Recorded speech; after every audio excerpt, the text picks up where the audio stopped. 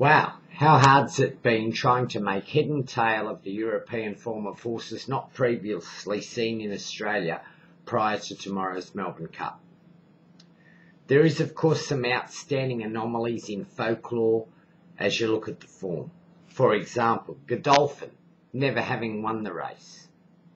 But of course people discount the outstanding efforts of horses like Central Park, Give the Slip and Crime Scene to run second, and tend to rely on the high-profile flops like Mamul, etc. Like all Melbourne Cups, I have a head and a heart thought.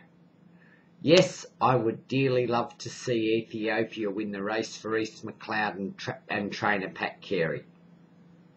And I do concede that he has a real life chance.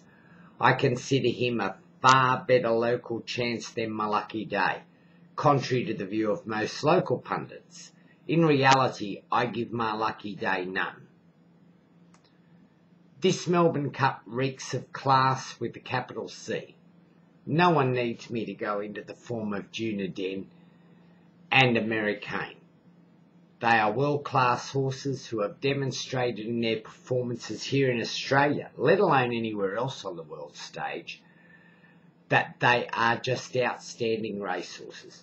They were both sensational in the Caulfield Cup. And Red Cadeau was unbelievable last year, and his trainer Ed Dunlop has got him flying.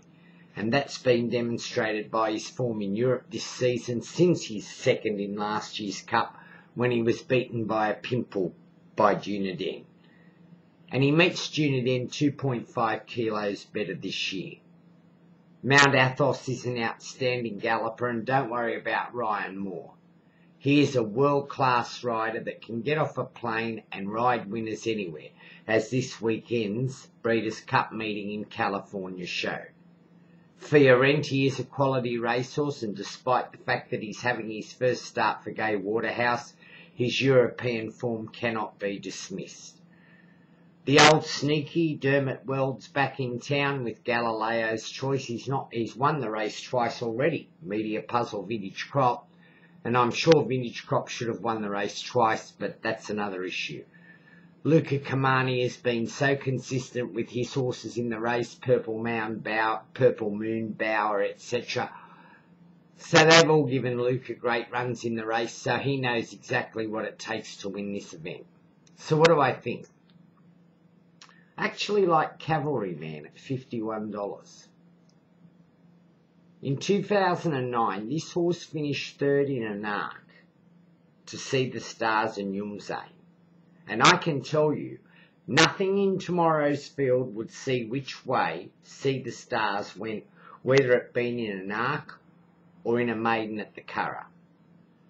I think he can finally deliver Sheikh Mohammed the race that he would dearly love to win.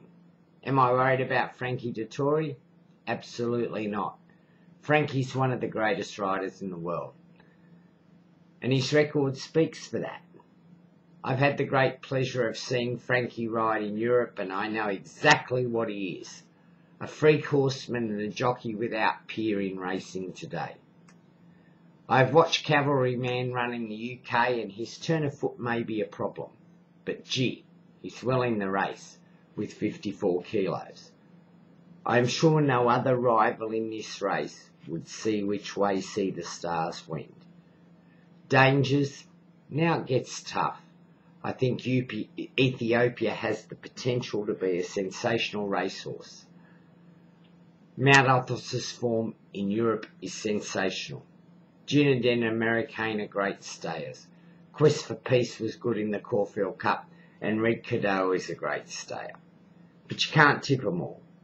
In order, 1 to 6, I like Cavalryman, Dunedin, Americain, Mount Athos, Ethiopia, and Red Cadeau. As for the rest of the card, well, I like 3 horses at outrageous odds in 2 of the last 3 races. In race 8, I'm keen on Mr. Shard at stupid odds. His form says no, but watch this horse improve tomorrow from barrier 1 with Hugh Bowman aboard. In race 9, I think the race is made for Metallurgical, drawn the grandstand side of the track, and I think he's just about ready to run a really good race. This horse has always had ability, but he's never quite showed it. For those who can sneak out of the office early, watch out. Rose of Peace does not run a good race in race 4 at silly odds. As for the best bet of the program, just queue up to back Aeronautical in the last. I think he'll win. It was so good to see him back to his best form at Rose Hill last start, and he's a very talented horse. To my mate Peter Richards, good luck with your horse 20 Carats at Rose Hill tomorrow. You deserve a city winner, mate. Enjoy your Melbourne Cup day, and I'm sure it's going to be a super race, and I know that whatever the outcome, it will be one absolute great horse race.